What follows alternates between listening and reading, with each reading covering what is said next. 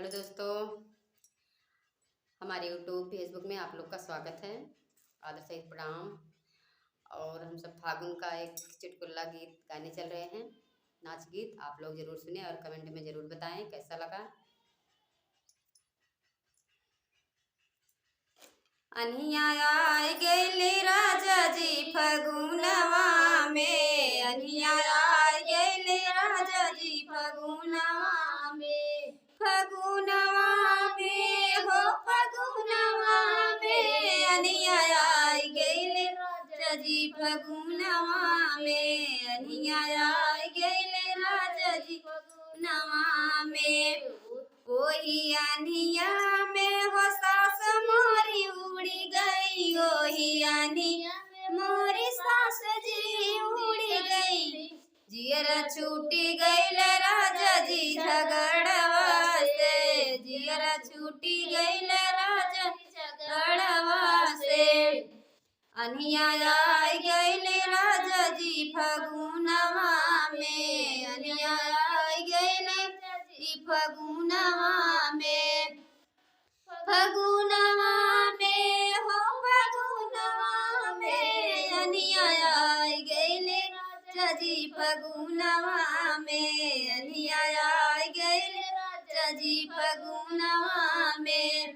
ओही अनिया में जठान मोरी उड़ी गई, ओही अनिया में जठान हमारी उड़ी गई।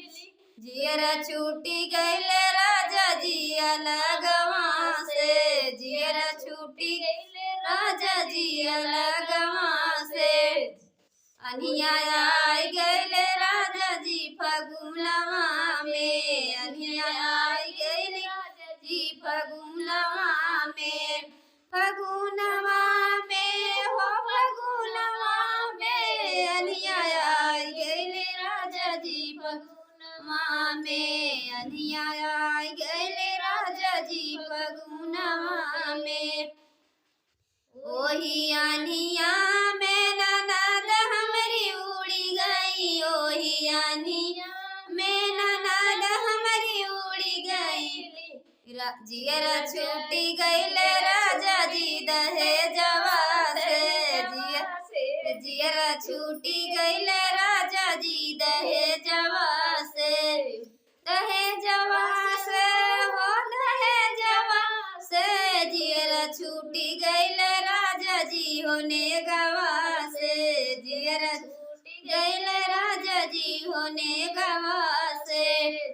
अनिया आई गई राजा जी फगुनवा में, अनिया आई गई राजा जी फगुनवा में, फगुनवा में हो फगुनवा में, अनिया आई गई राजा जी फगुनवा में, अनिया आई गई राजा जी फगुनवा में। लाइक करें।